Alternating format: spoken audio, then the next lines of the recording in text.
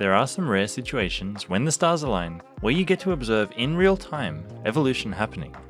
We've seen phones go from bricks to nuggets to slabs, and we're getting to see brands evolve too.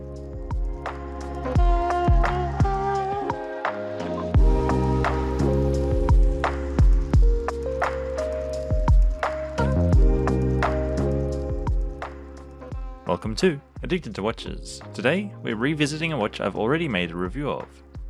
Why, you may ask? Because the one we looked at was the original version of that model. But here today, I have not just one, but two other more recent iterations of the watch. These are the Kuo Oldsmith 90-002.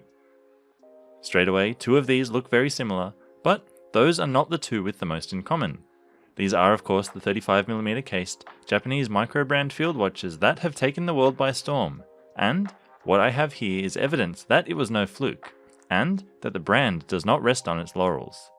This one on the left is the earliest version of the watch, and these two next to it are more recent. There is of course a visual change that's happened, and also less obvious ones too. Whether explicitly or intentionally following this philosophy or not, I can't help but think of the Japanese Kaizen philosophy I learned about in a business subject. Kaizen is the idea of change for good or continuous improvement, and one that we can see the brand embracing here as it's matured and found its footing both with manufacturers and the market. The changes made between versions are thoughtful improvements, showing that Kuo does want to make better and better watches. To make things easy, I'll refer to this original one as version 1, and these updated ones as version 2. What were these improvements? Let's take a look. The most obvious one is the dial. We can see a more direct comparison between these two, which are both in the ivory colour. The shade of version 1 leans much more towards a yellowish green shade, whereas version 2 is a bit more neutral and overall better balanced. Zooming in close like this, we can also see that version 2 saw the introduction of a stronger granular texture to the dial, and while I liked the original version 1 dial, that texture really elevates the look. In close like this, we can also spot a difference between the lume colour. That applies to both the dials and hands. Version 1 is distinctly orange, whereas the colour is a much more subtle beige on version 2. This looks much more like patinaed old lume as opposed to coloured lume. The best way I'd think to describe it is that version 2 feels more natural both in terms of lume and dial colour, whereas version 1 might feel a bit more stylised. If you really want to get specific and pay close attention, the shape of some of the applied numerals also changed slightly between versions.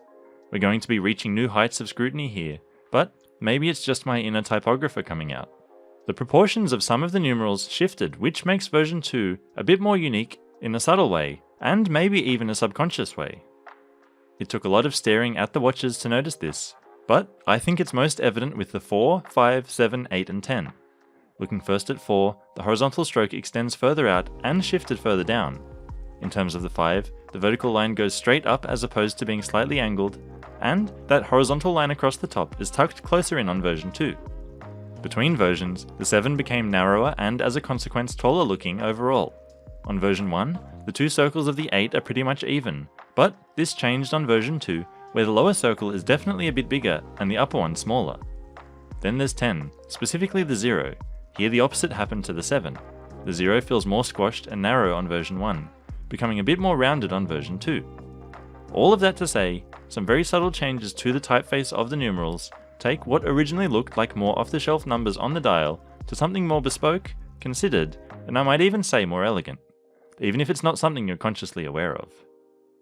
Okay, I'll admit that might be going a little overboard, but you know what's not? The thickness of the frame around the hands.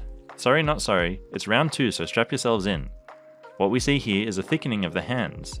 Version 1 has very thin polished surrounds outside the lumed sections. On version 2, these are significantly thicker, very much so on the ivory dial version. What is interesting is that between both version 2 watches I have, there's a difference in thickness there as well. We might actually be dealing with 3 versions, not 2 here. On the brown dial, the hand surrounds slimmed up, though not quite to the same as what they were on the original of version 1. One explanation for this could be a change in manufacturers or a tightening of requirements and specifications. The other visible change is the date window at 3. On version 1, this is a small and honestly almost pathetic attempt at a date, sitting awkwardly inboard in no man's land on the dial. For version 2, this has moved to be just touching the edge of the marker, becoming bigger and more legible overall. This was possible thanks to a change under the hood, the movement. Version 1 features a Miyota 8000 series movement, which was later replaced with the Seiko-made NH35. This brings in a more commonly used and readily available movement, while also opening up opportunities for variations, such as we have here on this brown dial version, a no date. By using an NH38, which has no date complication, and more specifically, no ghost date position for the crown, we can restore perfect dial symmetry and regain an applied marker at 3. So far I've focused mostly on the differences between the two ivory dials, but there is of course the brown dial version I have here as well. That's the other improvement that Kuo made throughout the evolution of this model and themselves as a brand. Choice. With version 2 comes the option of dial colours, case sizes and even case materials. The 90-002 is now available with ivory, black, green or blue dials in either 35 or a more recent 38mm case size. These all feature a stainless steel case, but if you look around on their website, you'll also see they offer the 002 with a bronze case and brown dial. I know what you're thinking, this bronze case I have here looks awfully like stainless steel. You'd be right.